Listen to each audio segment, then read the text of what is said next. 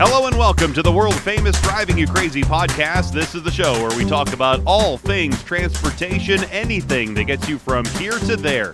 I am the traffic anchor and the transportation reporter for Denver 7 News, Jason Luber, and if you would like to be a part of the show, you could always email me, contact me. I have all kinds of contact links in the description of the show. You could also call the listener hotline at 303-832-0217. I have done several shows in the past talking about Colorado's Department of Transportation and how it's really changed and morphed from an agency that took care of roads and bridges and had safety campaigns into an agency that is now more about promoting certain kinds of movement, certain types of vehicles, and now even development. This has happened over the past few years, ever since Governor Jared Polis appointed Shoshana Liu to be the executive director of the agency. Now, Miss Liu previously had very little experience in transportation, no experience in leading a state transportation agency, but here we are. There is also something in Colorado called the Colorado Transportation Commission. Other states have a similar group. And what they are supposed to do is there's supposed to be an overseer of our Department of Transportation, but that agency too, or maybe group, maybe they're not an agency, maybe that I should say the commission, is full of appointees from Governor Jared Polis. This brings me to an article written for the website called Complete Colorado, and the article was written by Joshua Scharf, and it's titled Commission Turns CDOT into Colorado's Urban Planner. So I wanted to talk more about this because it's really intriguing how the agency has changed and morphed from what it used to be to what it is now. So joining me now is the author of that article, Joshua Scharf. Joshua is a senior fellow in fiscal policy at the Independence Institute in Denver. Joshua, thank you so much for being here on the world-famous Driving You Crazy podcast. Thank you very much, Jason. It's a real pleasure. I went back and for due diligence went back and listened to a couple of the episodes, and I really admire the work you do here. And you have absolutely, bar none, the best bumper music of any podcast that I've heard. Oh, perfect. Well, thank you very much. I appreciate that. Your article is fascinating as it details many of the problems and the overreaches by our Department of Transportation. And I want to start with the first sentence of your article. It says, over the last few years, the Colorado Department of Transportation has had a habit of playing fast and loose with the taxpayers' money and setting their own priorities regardless of what those Coloradans might be. First, would you please explain more about why you say CDOT is playing fast and loose with taxpayer money before we get into the issues of where they want us all to live? Yeah, it sort of goes to the basic competence of the organization. Are they able to do what it is that they are tasked to do in the first place, and what people expect them to do in the first place? And the answer appears to be maybe not so much. There was a 2019 audit, and I mentioned this a little bit later on in the article, that when you compare budget to actuals, so you're comparing what's in the budget and then assigning every receipt that comes back from what they spent money on to a line item in that budget. Then you have about $1.3 billion over, I think it was over a decade or so, that can't be accounted for, that they can't put against a line item, and that it's unclear exactly how that was spent and why it was spent and what decisions went into to that line item. And it's just sort of basic stuff. I mean, this is a significant amount of money in a significant part of the state government. I mean, in terms of what their budget is and how much they oversee. And to me, that's basically irresponsible. Is that audit issue so troubling because they are shifting money from, let's say, a promised project, or diverting money to pet projects, or maybe selecting favorite contractors for specific projects? Yeah, I mean, I think it's hard to. I mean, it could be all of those things. I mean, they're basically it's hard to tell, because when you can't when you can't make that assignment, what ends up happening is that you then don't understand the reasons behind it. So it's not like there's a paper trail that says, well, the reason that we're doing this is because, X. So you end up not having that justification as well. That's also part of that kind of analysis. If you have a line item that you can't find, you go back and say, okay, well, what was the decision behind this?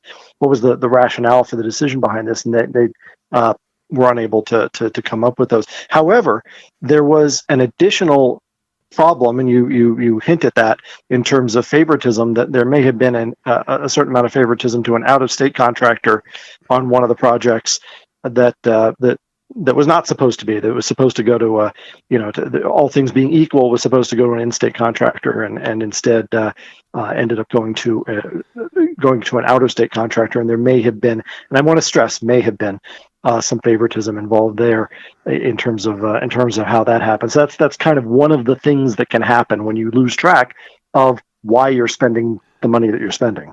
And you're talking about Kiewit Construction, who just built a big, brand new headquarters down in Lone Tree, right off of I-25.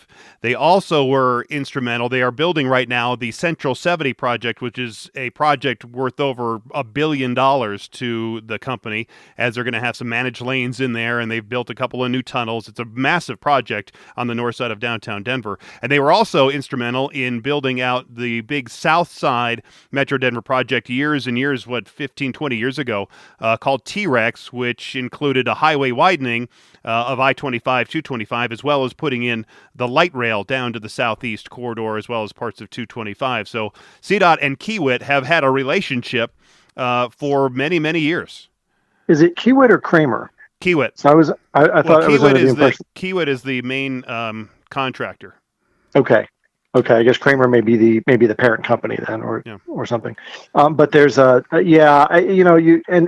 these are, like you say, these are substantive projects. I mean, I will reveal my bias to all of your listeners right here, which is I think the I-70 on the north side of town, since I moved here in '97, has been kind of a mess, and it's good to see it get some extra lanes, get some extra, not have the highway falling the merges, down. Not have the, that's also that would also be nice.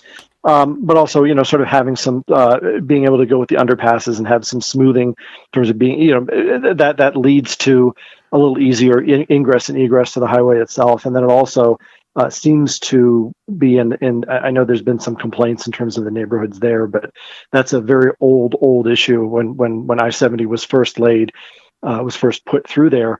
And it also seems to allow for some easier transit over I-70 from one side to the other. So I'm in favor of that in general. And I want to just let people know that, but that doesn't have anything to do with how the contract was, was given, and I don't want my money wasted on it. Right. I'm speaking to Joshua Scharf. He's a senior fellow in fiscal policy at the Independence Institute in Denver. We're talking about his article in Complete Colorado called "Commission Turns CDOT into Colorado's Urban Planner." Is there any diversity of thought? We were talking about the Transportation Commission. We'll talk a little bit more about that in just a second as well. But is there any diversity of thought with the commission, with the people who are on the commission, to look at the state agency CDOT and the executive director Shoshana Liu and say, we want this, we want that, and have some diversity in conversation? Or are they all pretty much just in agreement of whatever the governor thinks, that's how it's going to go? Well, I don't think they would say that they're puppets of the governor, but I think the governor probably, is picking people who see how he sees. I think one of the sort of sleights of hand that goes on here, that the bill was intended to address, and we'll come back to that in a second, was that while there is considerable geographical diversity, there is virtually no ideological diversity. And so the bill that Ray Scott's bill, was it Ray Scott? Right.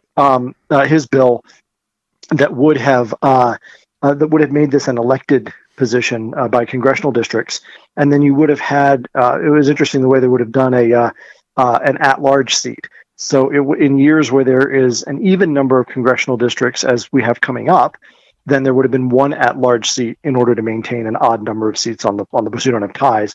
And then if we were at some point to get another congressional district, then that would add another at-large seats. You'd have either 2 or 1 to make sure that you had an odd number of seats. But but it would have been done by congressional district, and so you would have ended up with a certain amount of geographical diversity. The argument that was made, it was an interesting argument, was that what we have in terms of geographical diversity now could very well be greater than what you would get with the congressional districts, just because of the way the districts are drawn. But that doesn't change the fact that what really matters is how people think. They're more likely to think from a rural point of view if they come from a rural area, or let's say a suburban point of view, they come from a suburban area. And so, but you could, in theory, right now, if that were to be a problem, the governor could, when someone's term is up, replace them with. There's no reason, in theory, right now, that all of them couldn't be from urban to suburban Denver, and be made, and they tend to make decisions anyway as it is, that are very Denver centric, which is kind of a mess for the rest of the state now. And maybe that's one of the issues, because you write in that this past December, the Transportation Commission approved a new rule that would basically require the state Department of Transportation and the state's 5 metropolitan planning organizations that help plan different projects around the metro area as well as along the Front Range to measure the climate impact of planned projects and offset them if they exceed a given amount. Basically meaning that with every roadway improvement, they're also trying to incentivize more transit and maybe create more transit-oriented developments around that transit. Yeah, and that's the title of the article, where they sort of turned themselves into the state's urban planner. The way that because CDOT has control over what projects get approved, has or its own purse strings, what it will fund, and also what it will help in terms of permits and so forth for use. They have considerable power over what the transportation grid looks like. And the way but they can't just arbitrarily say, at least in theory, they can't just arbitrarily say, well, we like this and we don't like that. So what they have to do is they have to publish a rule. They have to publish rules. That's sort of rules with a capital R. That's a technical term that describe the elements that go into the decision-making process, and so that will inform local or regional or district governments what factors they should take into account when they're doing their own planning.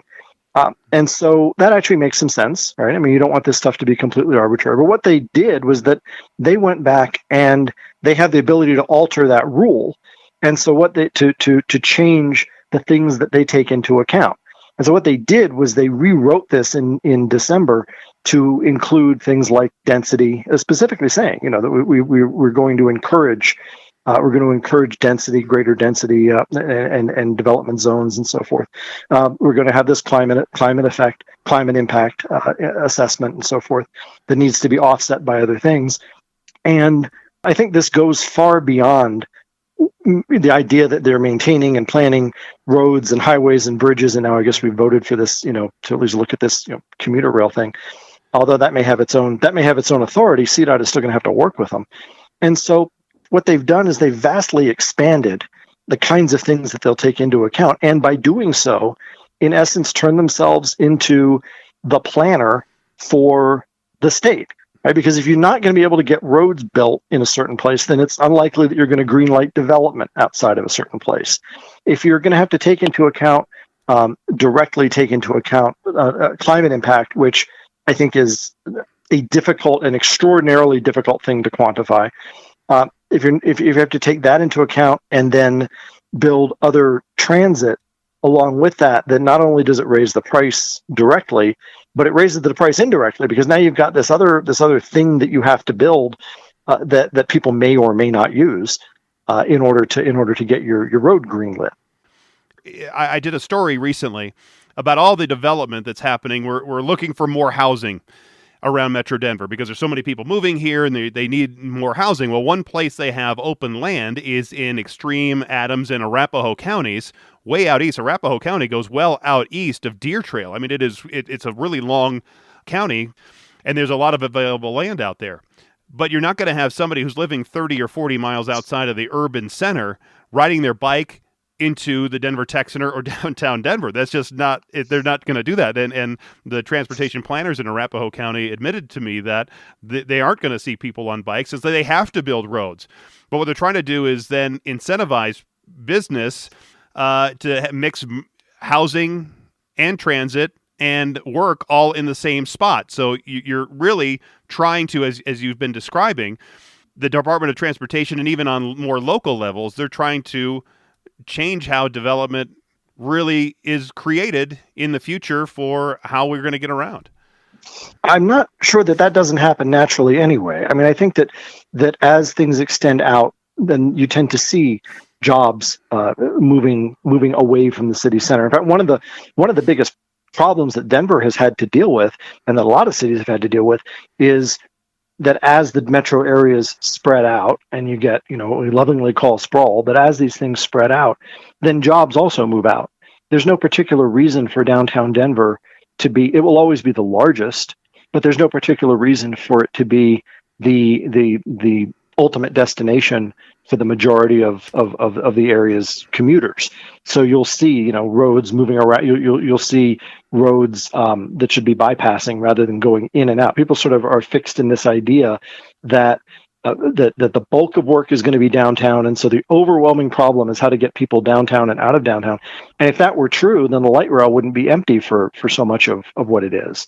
Right. I mean, you would have, because it's built in essence to get people right now. It's built in essence to get people into Union Station, out of Union Station, and yet those trains are substantially empty for even for parts of rush hour. You don't see people on them. So that says that commuting patterns are not conforming to what the planners think they should be, and so what the planners are going to do is force people into their preferred commuting patterns. And so that then they can, we'll gently say, encouraged to take those kinds of alternate, rather than being in their car, take other stuff, take light rail or whatnot.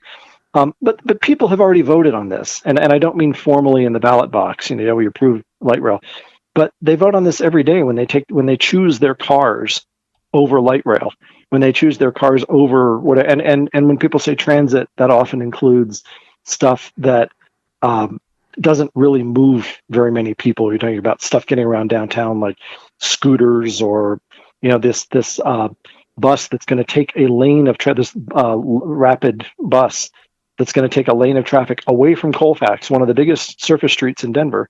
They're going to take a lane of traffic away from that in order to put people on this bus, and then at the same time, they're now talking about how that's going to have bad effects on the east-west streets around that. And so what we need to do is, discourage people from driving on those. So, I think that there's we all sort of know that they don't, for whatever reason, cars are aesthetically unpleasing to certain people, but they're how people want to get around. We love our cars. We would rather sit in our cars in traffic than sit on a light rail, and with all of its attendant inconveniences. And here's where I want to go with, if I can sort of keep going here for a second, to one of your episodes, to the episode with Drew Meehan that you had from TomTom.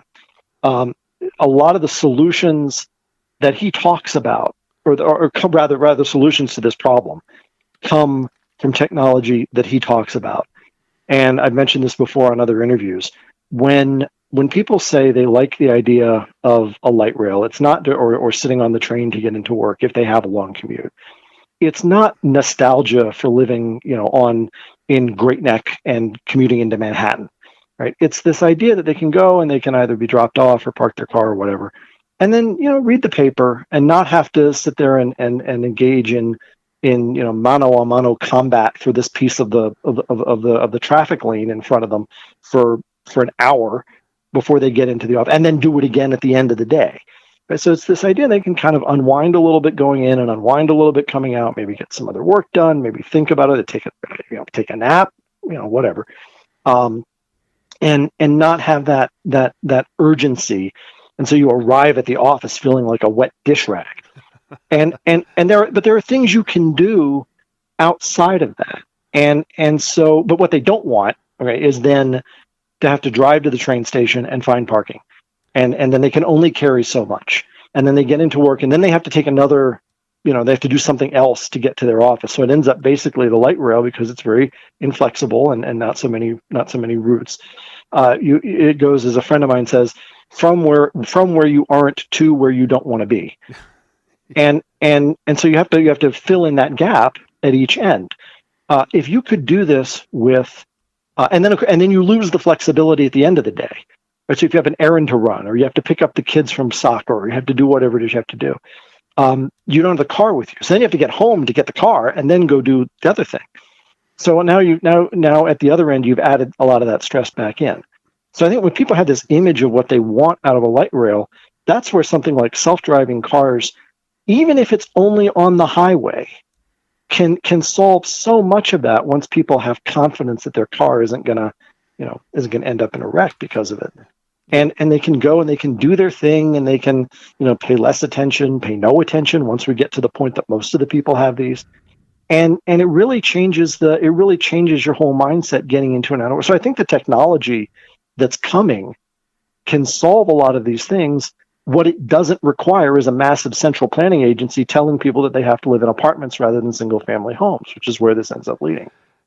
Because it almost seems now, when I've talked to people in Denver and with the Department of Transportation, as you said, they are incentivizing one form of transportation, a bus rapid transit down Colfax or bike lanes or whatever, and it takes away from other travel lanes that actually can move more traffic. I never understood why they have a bike lane on Broadway when that's a major river for traffic, and don't put the bike lane on a secondary street that's a block or two over that would be safer for the bicyclists and easy for them to get around, and there really isn't that much traffic. And then I was talking to another transportation planner who said that it's basically a war on cars in especially the urban core of not only Denver, but any big city, Nashville, Cincinnati, any big city, that they want people to not drive into the main corridor and the main area. They want them to park outside, use any kind of transit to get into these cities. So make it as uncomfortable as they can to drive singly, especially into an urban core. So you're being forced to take some kind of transit.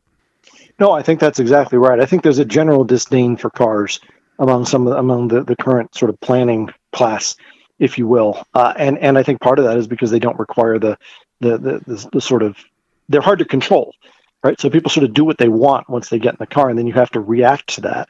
Whereas if you are encouraging people to take the train, where you set the schedule and you set the route and you decide when it runs and how often it runs, and then they kind of have to conform to you. Well, of course, that makes life easier on the planner, but it makes life harder on everybody else. Yeah. And I want to go back to one other thing that I touched on there. It does have the effect on how people live in terms of what kind of housing is available. They're encouraging density.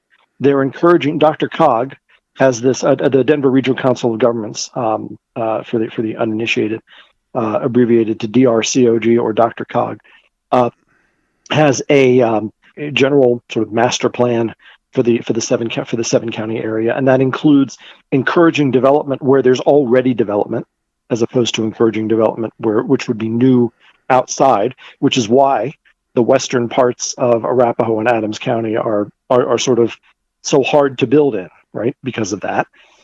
And then what this does is this limits, by definition, there's only so much land. It limits the ability to build single-family homes, which honestly are what people want to graduate into. Most people, not everyone, most people eventually want a piece of land on their own and a house that's, away from the neighbors, and they don't have to listen to the other guy's stereo and all the rest of it. And they want a piece of land that's their own, and a house that's their own, and a yard where they can raise some kids. That's what most people want. Now, they don't all want it at the same time, but you have a growing area. You have to accommodate that somehow. And if you force people into apartments and you don't build that kind of housing, then you get even in the absence of people moving in, you get sort of this it's like a traffic backup. There's no supply of new single family homes, so people are stuck in the townhouses. They can't move out of the townhouses. They're stuck in their apartments or condos. And so rents go up and the price of housing goes up and all the rest of it. And it creates what you are beginning to see now, which is and increasing inequality in the quality of life.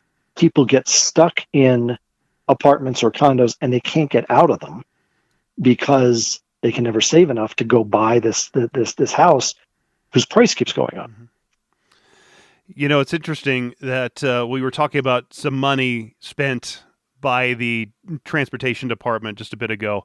It was, and I was thinking about this as we talked about a little bit earlier, how Transportation Secretary Pete Buttigieg was here in town in Colorado talking about a $700 million project to fix part of I-70 going just up into the mountains west of Denver. But interestingly, as part of the I-70 improvements, CDOT mentioned this new small bus service, and they're calling it now Pegasus from Bustang. So it's Pegasus. And they're buying 10 vans at $125,000 each. They're budgeting minimum fare box recovery of just 20%, hopefully up to 40%. So that means they're only expecting to ask riders to pay for about $250,000 to $320,000 for rides on a service that will cost the Department of Transportation, will be basically costing $1 million of taxpayer money. That just seems like a bad deal. Well, it is a bad deal, and here's the and so these are, and I hadn't seen this, so I'll ask you: are these like, minivan? Not minivans, but are these like the little mini buses? They're like those Mercedes Transit vans kind of things. A van that would carry maybe 15 or so people. So they're not even real buses. No. They're maybe a glorified airport shuttle. If we're going to spend money on transit, then I think buses are not a bad way to do it. It sounds to me like, this is maybe a little more heavily subsidized than I would like it to be, but it's also what also ends up happening. Of course, it'll probably use the express lane too for whatever. Exactly, they are. So it'll have that. I'm not sure that's the worst. The worst idea. It's better than the monorail idea, which got floated, which was a terrible idea. But there's a part of the reason that I like, and again, speaking generally without speaking to this particular project, because I just don't know enough details of it. I tend to think that buses are far preferable to light rail. Certainly far preferable to things like scooters or whatnot. We spend an inordinate amount of time trying to figure out how to make those work. I'm not anti-scooter. People who like scooters, that's fine. But it's but it seems to take up people seem to think that qualifies as transit, and it doesn't. It moves somebody a few blocks. It doesn't get them from Byers into Denver, and so. But in terms of like urban transportation or metro area transportation, part of the reason that I like buses far, far more than light rail is that they are more flexible.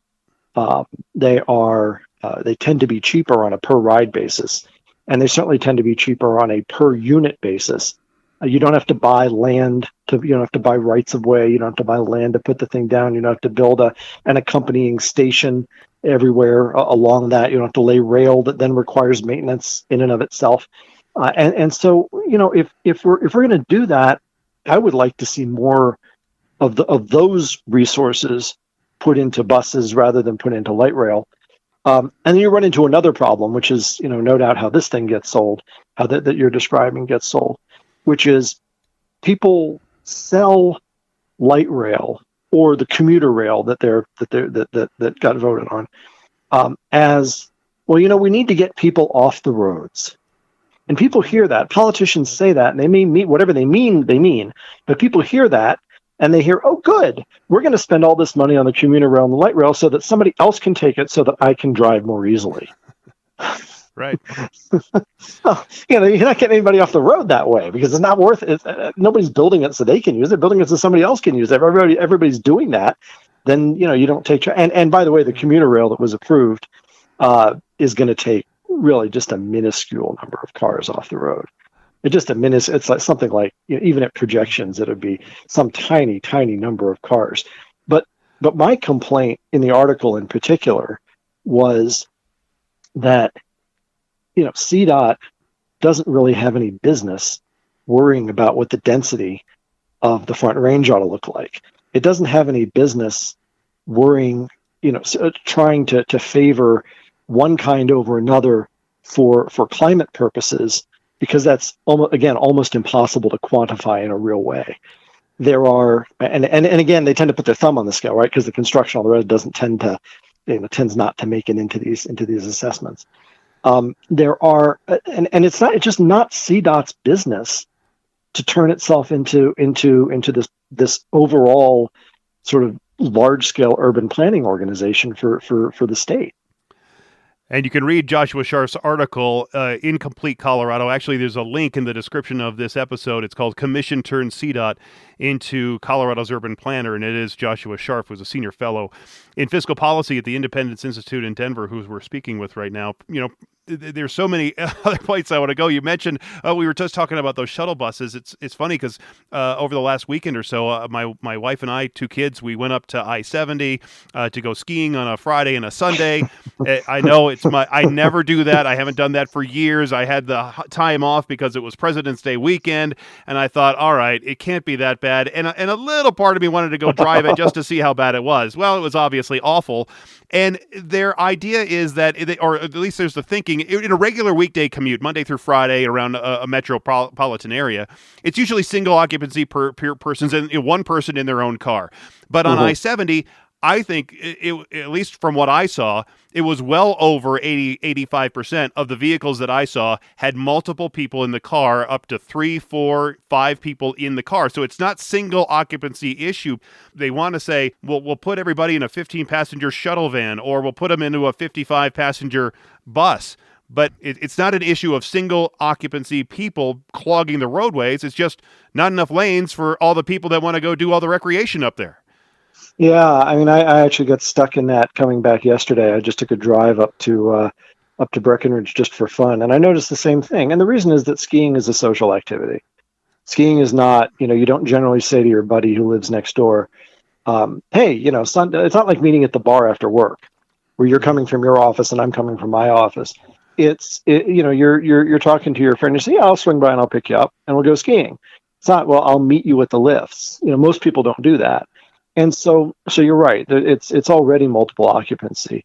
I think one of the issues that you see is going through and listen. I mean, we just passed this enormous, without getting in too much into national politics, but we just passed this enormous so-called infrastructure bill, and yet neither of our senators, none of our statewide officers said, gee, maybe we ought to make a pitch to widen the tunnels going through, widen the Eisenhower and Johnson tunnels, because right now that's a choke point, and it forces the traffic down to 2 lanes when it's 3 lanes before it comes in, and so of course you end up with traffic jams, or widen it to 3 lanes going to going all the way to Idaho Springs, so we don't have this problem.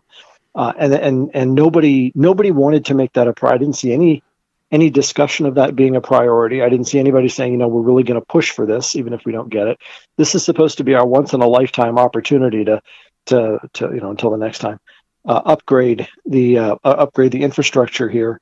And that's probably if somebody said, what's the one thing we need to do, that would certainly make it into most people's top 3. I just said one thing, but if you sort of take a poll and ask people, that would certainly make it into the top, in the top list of things that need to get done, because everybody sits in that. Sure.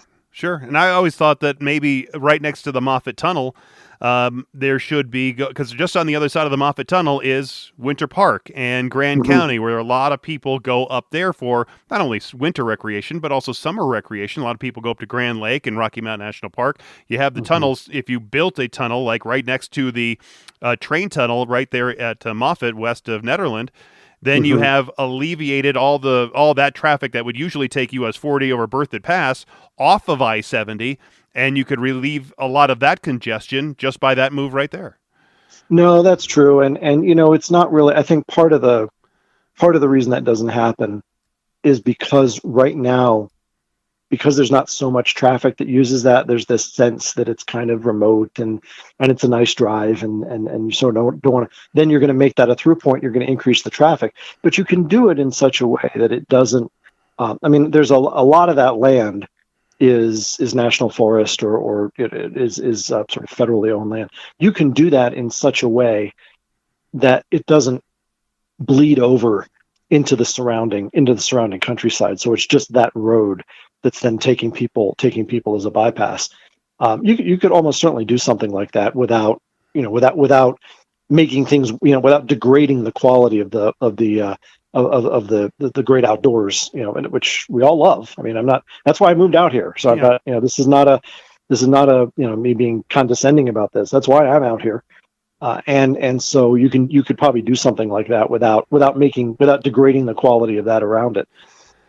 Could you, there's this idea, I guess, most of the people in that traffic jam on I-70 on a Sunday are coming back from a specific, coming back from one of the ski areas.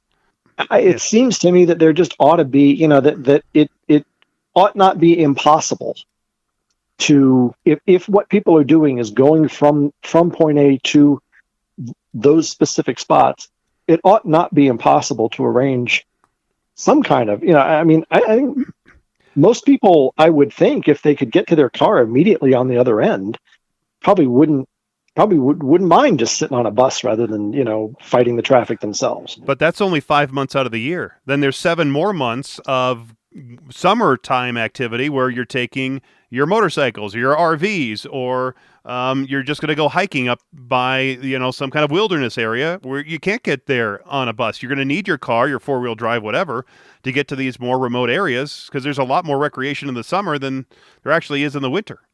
You're exactly right. You're exactly right. And you still have the problem on Sunday afternoon. And it's because you're absolutely right. You don't have those points. So it doesn't solve that problem. That's absolutely right.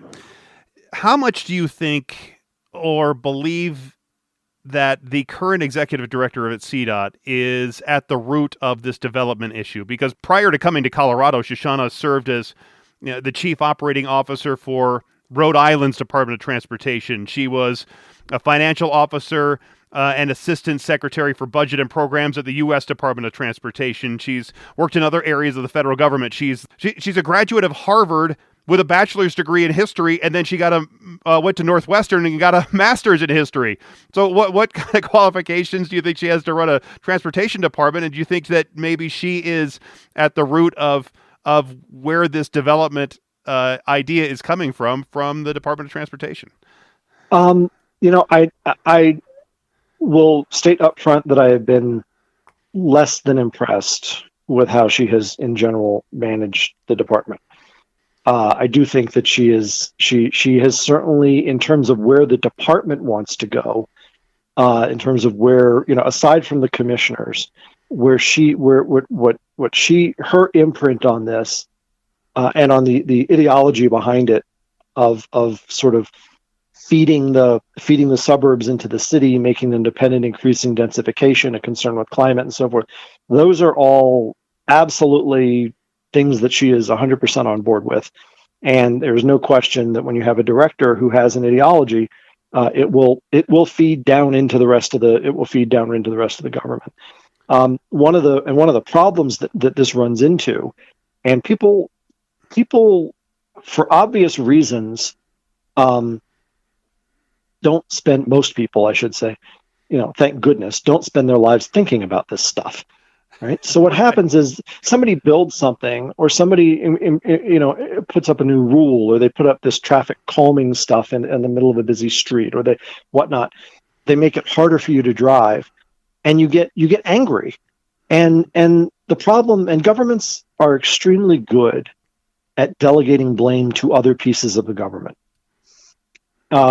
This just adds, with the rule change, just adds another layer where Dr. Cog or the city of Denver or your local, or RTD or whoever can point and say, well, we would love to do that, but we have these people, telling us that we can't. We would love to do this, but we have a rule that says that we can't do that. And then if you go up to them and they'll say, well, listen, it's not our rule. Look at your city. They're the ones who are ultimately responsible. And so governments love to be able to say that they ultimately aren't responsible. Well, when you have the federal government basing funding on this idea, and the state government basing it on this idea, and the city and then the city and the local governments going along with that as well, not necessarily because they're forced to, but because in the case of Denver, you have a very progressive city council who also buys into this, and also, by the way, sees a chance to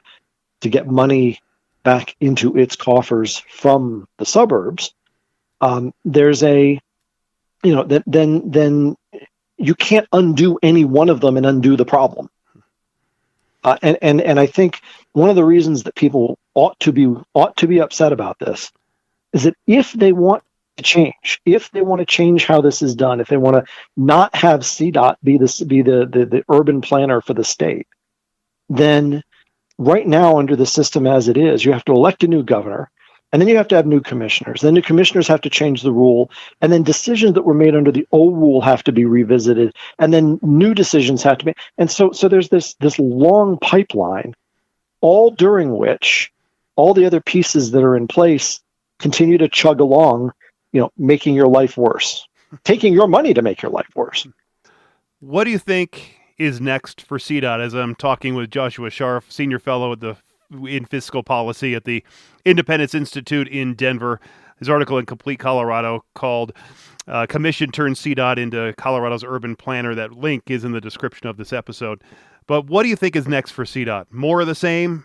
Gets worse? Or is there any hope of it getting better?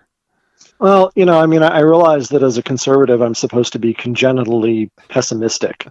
That was Bob Novak, the Prince of Darkness, and he was just always everything's going to hell, and we're not going to change it. But I do think there is some reason for pessimism here. If we decide that we want to change this, the process for doing so is somewhat arduous, and there are a lot of forces working against it. My fear is that it's sort of locked into this ideology and then it seeps down into the rules and the lower level regulations that become very hard to weed out. And with all due respect to people who choose a life in government, who legitimately are trying to do the right thing, there is a sense that what you're doing, that the rule that sort of your organization's mission crowds out other organizations' missions, that what you're doing is very important and needs to continue, and you need to have the power to do this the way you've been doing it. And so it becomes very difficult to get it's very easy to get rules written that increase restrictions, and very difficult to get rules written that decrease restrictions, because there's a mentality, and it's understandable that it says, well, no, I don't want to take my finger off this, because if I do that, then something bad might happen. And so I'm concerned that we're getting ourselves into a situation where we're going to increasingly, and with no easy way out, be stuck living in small apartments and driving in a lot of traffic. And there's no reason for it. There's no reason for it in a place with the geography of Colorado, especially spreading out to the east, for us to have to live that way. Yeah, there are good people over there at the department. I've talked to many of them. There's good engineers, good project managers. It's just that I think their hands are tied in some respects, just because of the way the policymakers are pushing the organization in a certain direction. Yeah, no, listen, it's not the engineer's fault. Right? It's not the guy who's, if somebody goes to the project manager and says, here's how we're going to do I-25, and say, okay, this is, it's your job to manage this. It's not their fault. They didn't decide how this was going to be laid out, but it still rankles me, and should rankle everyone, to drive down I-25, realizing that your tax dollars paid for an extra lane, and you suffered through a couple of years of dislocation for an extra lane that you now have to pay again in order to use. How do people get a hold of you if you want them to get a hold of you? After this may be an open question. They can reach me at J Scharf, J S as in Sam, HARF at jscharf.com. That's my email address. Probably the best way to reach me. Perfect. And a guy with his own website has got to be got to be an important person, right? Well, no, just somebody who got the domain early. Because there was a rush on them, right? Yeah. Well, no, I mean, probably not on Jay Sharf, right? But yeah. There you go. Well, Joshua Sharf, Senior Fellow in Fiscal Policy at the Independence Institute. You can read his article in Complete Colorado. The description it has the link to that article right here in this episode. Thank you so much for being here. Thanks for doing this, and I appreciate all your insights and your information and your candor. Absolutely. It was my pleasure. And people, listen, come for the scintillating conversation, stay for the closing bumper music. Which is on the way, right? There we are. Perfect. And by the way, I checked again about the Kiewit Kramer talk when Joshua and I were talking about the Central I-70 project. I am correct that Kiewit is doing the Central I-70 project. He was thinking about the company Kramer North America. It's 51% owned by a Japanese company. And Kramer, by the way, was just picked by our Department of Transportation to do that $700 million I-70 Floyd Hill project we talked about as well, just west of Denver. So they're very involved with large projects with CDOT, and they also are just finishing up the large GAP project south of Denver along I-25. Kiewit, that construction company, is based in Omaha. Now, do I think anything will change over at the Department of Transportation here in Colorado? No. Not as long as we have the current governor and the current executive director and the current members in the Transportation Commission. I'm actually stunned really, that when Pete Buttigieg, he's the U.S. Transportation Secretary, he was when he was selected as Transportation Secretary, that he didn't bring Shoshana along with him back to Washington. Because it seemed like that was her ultimate goal, is to be here for a couple of years in Colorado, get a couple of years of executive director under her belt, and then get back to Washington. But it's still early in the Biden administration. He's only been president for a year, so it's still possible for her to go to Washington. And then who would Governor Polis replace her with? Hopefully somebody more qualified. Somebody that knows transportation, maybe somebody from the engineering ranks of the department that knows how to engineer roadways and bridges and what all that entails. But this director position is more now political, changing the agency into a certain direction politically rather than just handling the transportation needs overall for the state. So that's how they want it to go, and that's how it's going. I know it's not going to be me. I know. That's a guarantee. I'll give you 1,000,000 to 1 odds that it would be me as the executive director of the Department of Transportation. I think I'm somewhat. Well, maybe I guess it's arguable if I'm qualified or not. I would like to think I'm somewhat qualified, covering transportation, knowing transportation in this state for 25 or plus years. So I think I would be a pretty good executive director, and I would make the state agency the best in the country. But I have different, philosophies when it comes to transportation than the current administration. So there's your 1,000,000 to 1 odds that I would ever become the transportation executive director for Colorado. Anyway, don't hold your breath on that one, or somebody coming from the engineering ranks, if to be the next one, if that ever happens. Anyway, if you have any questions, comments, concerns about that interview or this topic in general, or any topic, you have the phone number 303-832-0217. You can always contact me by any of the contact links in the description of the show. Thanks again for being here. Thanks for listening. And I am Jason Luber, the traffic guy. Be safe, and as always, happy motoring.